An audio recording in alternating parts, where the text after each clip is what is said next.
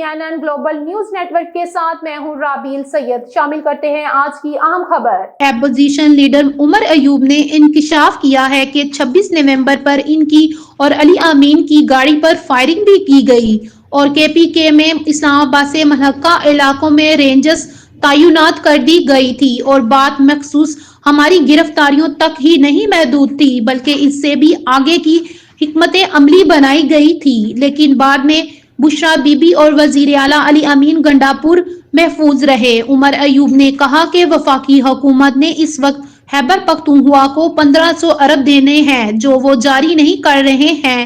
عمر ایوب نے کہا کہ صوبہ خیبر پختونخوا کی اچھی معاشی کارکردگی دکھائی جا سکے، جس کا اعتراف وفاقی وزیر خزانہ اورنگزیب نے ان کی موجودگی میں کیا، جس کے بعد IMF کی قسط جاری ہوئی۔ اپوزیشن لیڈر عمر ایوب کی پریس کانفرنس ہری پور میں صحافیوں سے گفتگو۔